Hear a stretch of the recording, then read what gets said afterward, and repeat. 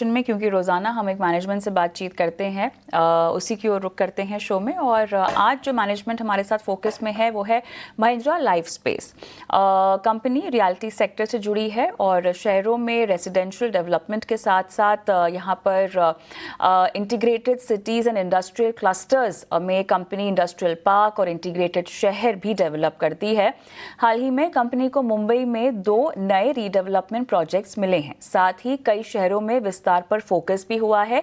आगे का growth outlook क्या है, अब की बार जिस तरह के लॉन्चेस हैं उसको लेकर क्या तैयारी है कंपनी की, तमाम बातों पर बातचीत करते हैं। महिंद्रा लाइफ स्पेस के एमडी सीईओ अमित कुमार सिन्हा साहब हमारे साथ जुड़ चुके हैं। और अमित जी, बहुत बहुत स्वागत है आपका कॉर्पोरेट कनेक्शन में। स्पेसिफिक एरिया से मैं शुरुआत करना चाहती हूँ। चेंबूर और मुलुंड की अगर मैं बात करूँ, दोनों को अगर हम ऐड कर लें तो यहाँ पर 3000 करोड़ जीडीवी का आंकड़ा सामने आता है। किस तरह से आपको लग रहा है कि सेंट्रल जो है शहर का वो रीडेवलपमेंट में जा रहा है? ग्रोथ स्ट्रैटेजी यहाँ पर रीडेवलपमेंट को लेकर कितनी आगे बढ़ रही है? FY30 को लेकर अगर आप अपने प्लान्स हमारे साथ शेयर कर सकें, खासतौर से सेल्स के लिहाज से कितना कंट्रीब्यूशन आप आता हुआ देख रहे हैं अमित जी? ये बड़ा अच्छा क्वेश्चन पूछा आपने। सोसाइटी रीडेवलपमेंट आप तो देख रहे हैं बॉम्बे में काफ़ी क्रेज हो गया है और महिंद्रा लाइफ स्पेसेस भी काफ़ी फोकस्ड है इस सेगमेंट पे। इनफैक्ट हमने इस सेगमेंट को टैप करने के लिए एक अलग से फोकस टीम बनाई है और हमारा गोल है कि we want to be a leader in society redevelopment. वो देख ही रहे हैं, करीब करीब हमारे पास 6 से 7 प्रोजेक्ट आए हैं लास्ट 2 साल में जो सोसाइटी रीडेवलपमेंट की तरफ है। उसी स्ट्रैटेजी का चेंबूर जो ईस्टर्न सबर्ब्स में very well connected great neighbourhood and Mulund जो हमारे बड़े प्रोजेक्ट भांडुप के पास है, ये दोनों हमारे लिए काफ़ी इम्पोर्टेंट है। गुड साइज प्रोजेक्ट है क्योंकि एक 1700 करोड़ का होगा, एक 1250-1300 करोड़ का होगा, तो काफ़ी अच्छे प्रोजेक्ट है।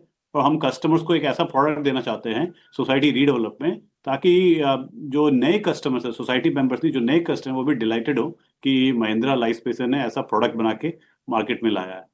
आपने जो लंबी बात की, लंबे FY30 की बात की, हाँ, हम लोग कैसा सोच रहे हैं। सोसाइटी रीडेवलपमेंट हमारा की प्रायोरिटी रहेगा, स्पेशली बॉम्बे में। हमारी 3 प्रायोरिटी है बॉम्बे, 3 सिटी प्रायोरिटी है बॉम्बे, पुणे, बैंगलोर। एंड बॉम्बे में सोसाइटी रीडेवलपमेंट काफ़ी प्रचलित है। पुणे और बैंगलोर में तो आउटराइट भी खरीदा जा सकता है।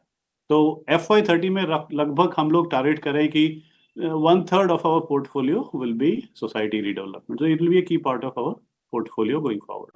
चलिए, कुछ एरियाज को अगर हम छोड़ दें, जैसे कि चेंबूर, मुलुंड और मलाड को अगर हम छोड़ दें, तो आपकी रीडेवलपमेंट पाइपलाइन में और क्या कुछ है यहाँ पर मौक़ों के लिहाज से मुंबई या बाकी मेट्रोज में? और किसी भी तरह का डिले यहाँ पर पूरे काम में होता हुआ दिखाई दे रहा है? हाँ जी, हाँ जी, हाँ। इनफैक्ट हमारे मुंबई में 4-5 और हैं। तो आपने लोखंडवाला का नाम सुना होगा, उसमें 2 क्लस्टर हैं। तो टोटल 6 सोसाइटी हैं। वो करीब 2300 करोड़ का टोटल है दोनों मिला के, तो वो 2 हो गए। बोरीवली में हमारे पास है करीब 1700-1800 करोड़ का है, वो भी काफ़ी बड़ा साइज का है। नेवी मलाड में हमने अभी रिसेंटली लॉन्च भी किया है, वो भी काफ़ी अट्रैक्टिव प्रोजेक्ट है और वहाँ पे काफ़ी रिस्पॉन्स भी आया। हमने कुछ इन्वेंट्री उसकी रिलीज़ की है। BIT महालक्ष्मी में हमारा सेकेंड हाफ में लॉन्च होने की बात हो रही है। और एक प्रोजेक्ट जो थोड़ा छोटा है लेकिन बहुत स्ट्रेटेजिक है, वो वेस्टेरा करके है सेंटा क्रूज में, वो भी सोसाइटी रीडेवलपमेंट। वो 2 सोसाइटीज हैं, उनसे भी हमारी डिस्कशंस चल रही है, फाइनल स्टेजेस और DA हैं। तो बॉम्बे में ही ये काफ़ी सोसाइटी रीडेवलपमेंट है। पुणे और बैंगलोर में सोसाइटी रीडेवलपमेंट अभी तक पहुंचा नहीं है क्योंकि वो न्यू कंस्ट्रक्शन है, उसका वैल्यू प्रोपोजिशन अभी मेंबर्स को नहीं मिल सकता है। वहाँ पे हम लोग आउटराइट या जॉइंट डेवलपमेंट करते हैं, जनरली आउटराइट लैंड परचेज करते हैं। चलिए, तमिलनाडु की बात करते हैं अमित जी। आशियाना लीज डील की अगर हम बात करें तो ये आपके रेसिडेंशियल स्केल अप का एक हिस्सा है। अब यहाँ पर क्या डेवलपमेंट्स हैं और किस तरह का नेचर है इस पूरे प्रोजेक्ट का? GDV को लेकर एस्टिमेट्स क्या हैं इस पूरे प्रोजेक्ट से, अगर आप ये जानकारी हमें दे सकें? वो एक्चुअली GDV में काउंट नहीं होगा क्योंकि वो हमने आउटराइट सेल कर दिए। महिंद्रा वर्ल्ड सिटी चेन्नई काफ़ी बड़ा इंटीग्रेटेड सिटी है। वहाँ पे काफ़ी इंडस्ट्रीज़ हैं, मैन्युफैक्चरिंग यूनिट्स हैं, वहाँ पे स्कूल है, रेजिडेंशियल है। और हम लोग अपना काफ़ी डेवलपमेंट भी कर रहे हैं। वहाँ पे लेकवुड करके टावर का हमने 2 टावर भी लॉन्च भी किए हैं। पिछले कुछ महीने पहले हमने प्लॉटेड भी लॉन्च किए थे।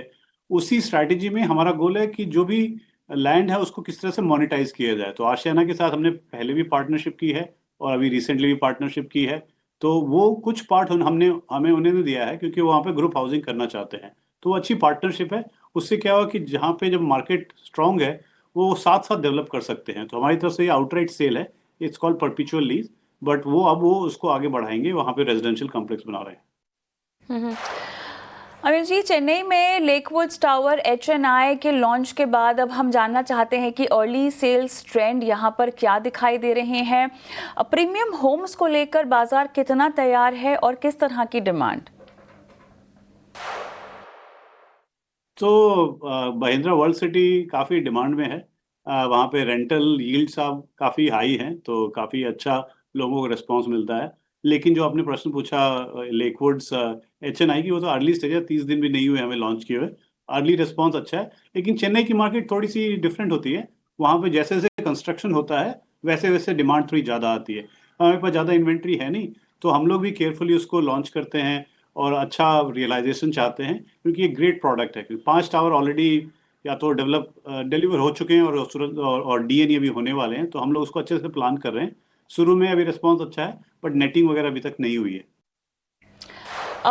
देखिए, Q1 में रेजिडेंशियल सेल्स की अगर हम बात करें तो यहाँ पर अच्छा खासा डिप देखने को मिला है, लगभग 56% का ईयर ऑन ईयर।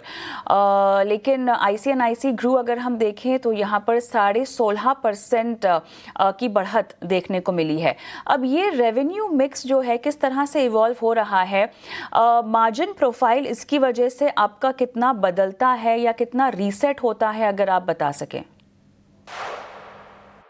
तो 2 चीजें, जी हाँ जी हाँ, ये सही प्रश्न पूछा। लेकिन हमारे रियल एस्टेट में ऐसा होता है ना कि जो सेल्स होता है और रेवेन्यू जो होता है वो थोड़ा डिफरेंट होता है। सेल्स मतलब किसी कस्टमर ने खरीद लिया, और रेवेन्यू जब वो ओसी मिल जाता है, उन वो पोजीशन ले लेते हैं, तभी वो रिकॉग्नाइज होता है। थोड़ा अकाउंटिंग का इशू आता है। तो सेल्स जो है वो जो गिरी है क्योंकि वो थोड़ा लंपी बिजनेस है। बॉम्बे में क्या हुआ, ईसी को लेके काफी अप्रूवल्स फंसे हुए थे। जो ईसी का इशू अभी सुप्रीम कोर्ट ने क्लियर कर दिया है कि स्टेट लेवल पे क्लियर होगा। तो काफ़ी हमारे जो प्रोजेक्ट डिले हो गए थे अप्रूवल में, अब वो लाइन में लगे हुए हैं। वी विल गेट दी, अभी अप्रूवल तुरंत आने का है और H2 में हम लोग उसको लॉन्च करने वाले हैं। तो जो आपका सेल्स का पॉइंट है वो वी विल मेकअप, क्योंकि थोड़ा लंपी बिजनेस है। H2 में वी विल मेकअप। चलिए, यहाँ पर आखिरी सवाल पूछना चाहेंगे और GST का इम्पैक्ट सीमेंट पर और अदर बिल्डिंग मटेरियल्स की अगर हम बात करें तो यहाँ पर कटौती हुई है। फ़ायदा ग्राहकों के लिहाज से, बिकॉज अल्टीमेट यहाँ पर दाम कम होंगे। बट हैविंग सेड दैट, आपका जो कॉस्ट ऑफ कंस्ट्रक्शन है वो किस तरह से प्राइसेस कट को लेकर आगे बढ़ रहा है, और ऑफरिंग्स के लिहाज से क्या नया सिनेरियो इस GST रैशनलाइजेशन के बाद? हाँ, सो 2 चीजें हैं वहाँ पे। एक है कि डायरेक्ट बेनिफिट और indirect benefit. So direct benefit, थोड़ा सीमेंट जो है वो हमारे कॉस्ट स्ट्रक्चर बहुत छोटा पार्ट है, एंड कुछ टाइल्स मार्बल वगैरह पे भी काफ़ी चेंजेस हैं, वो अभी तक हमें पास नहीं हुए हैं। हमारा गोल है कि जो भी सेविंग हमारे कस्टमर हमारे वेंडर से आएगी प्राइस में GST के कारण, वी विल उस सेविंग्स को हम लोग प्रोजेक्ट में डालेंगे ताकि वो कस्टमर के लिए वैल्यूबल हो। इसका मतलब है कि हम थोड़ा उसको लॉबी को प्रीमियमाइज करेंगे, क्लब हाउस को इम्प्रूव करेंगे, घर में अच्छी फैसिलिटीज, अच्छी एमिनिटीज देंगे। तो ये हमारा गोल है, क्योंकि कस्टमर को वैल्यू देना हमारे लिए सुप्रीम इम्पोर्टेंट है। तो ये हम लोग एकदम कर रहे हैं। लेकिन जो दूसरी चीज है जो हमारे लिए बहुत सुटेबल है, कि जैसे ही GST की अनाउंसमेंट हुई है सेंट्रल गवर्नमेंट की तरफ से, थोड़े सेंटिमेंट्स चेंज हो गए हैं। तो पॉजिटिव सेंटिमेंट हो गए हैं। अब फेस्टिविटीज भी आ रही हैं नेक्स्ट 6, 7, 8 वीक तब तो चलेगी festivities till end of the year. और हमारे जो लॉन्चेस हैं जो पाइपलाइन में थे वो इसी H2 में आने वाले हैं। तो तीनों चीज जो डिमांड के हिसाब से बहुत जरूरी है वो हम लोग होपफुली देखेंगे हमारे नंबर्स में। अमित साहब, अच्छा लगा आपसे बातचीत करके। और भी सवाल हैं लेकिन हमारा समय समाप्त हुआ। धन्यवाद आज समय देने के लिए और सभी सवालों के जवाब देने के लिए। कॉर्पोरेट कनेक्शन में हम एक